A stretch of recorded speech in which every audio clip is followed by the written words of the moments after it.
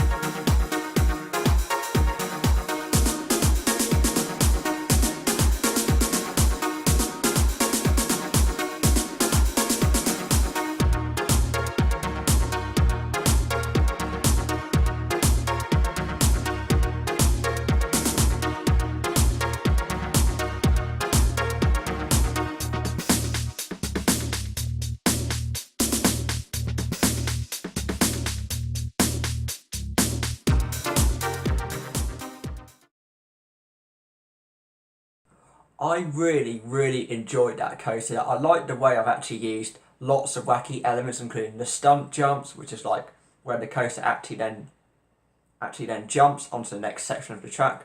I like the vertical drops I used at the start to make it very high thrilling, and I also used some smoke tunnels as well to make it a bit scary.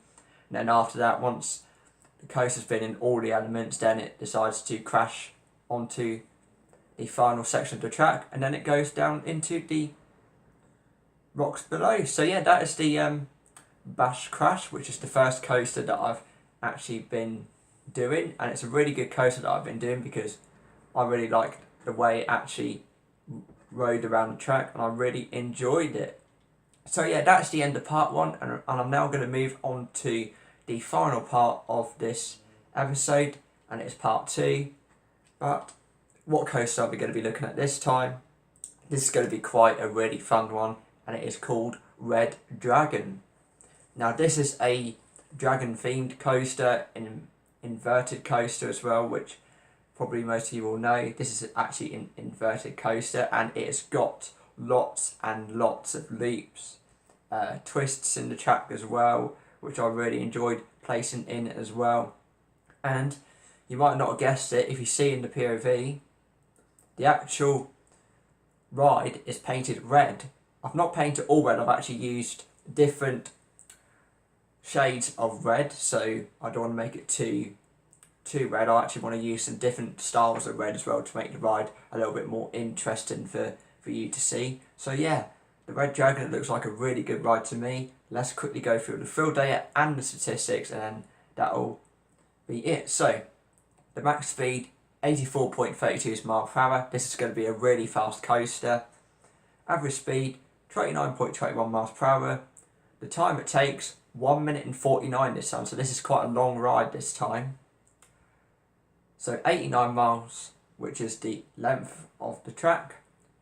Only 9 miles longer than the previous one I talked about.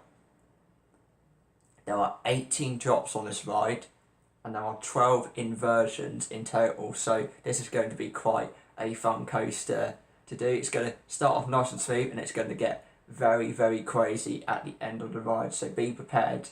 So, thrill rating, 100 out of 100, and then nausea, 100 out of 100. So both coasters this week have definitely been on the up, and I've really enjoyed them so far. So, without further ado, let's get straight on the Red Dragon.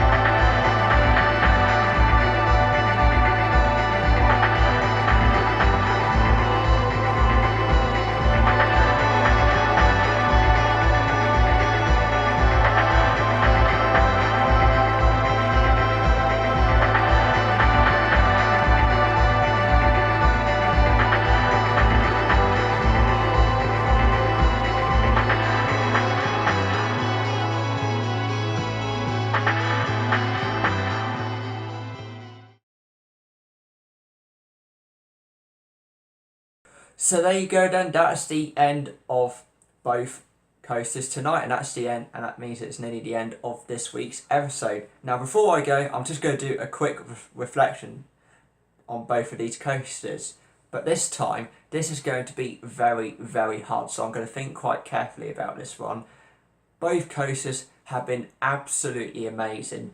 High thrill ratings, high nausea ratings, and I can't even get it up higher anymore. So these coasters have actually been the best I've actually been doing so far. So Bash Crash was actually a good coaster. I liked all the elements such as the stunt jump, the vertical drop, and the smoke tunnels to make it even scarier, and I liked the way it crashed at the end. The Red Dragon was so awesome. It actually had lots of loops, lots of inversions along the way, and that big lift hill at the end. But tonight is actually going to be quite strange for Coaster of the Week, because I'm actually going to call it a draw, because both coasters have been absolutely amazing. They have the high thrill ratings and the high nausea ratings, and they are very, very good coasters to watch, and to be honest, that's what I think. And if I had to choose one or the other, then it wouldn't be good, because Both of these coasters are absolutely amazing. They're absolutely brilliant. And yeah, so that is what I think the best coasters. So we have a draw. So they're both winners tonight. So thank you so much for watching Coaster of the Week. I hope you all have a good weekend. I'll be back for another episode of Coaster of the Week, same time next week at 7 o'clock. And I'll see you in another video on the Branthwaite Productions YouTube channel very soon. See you later everyone. Bye for now.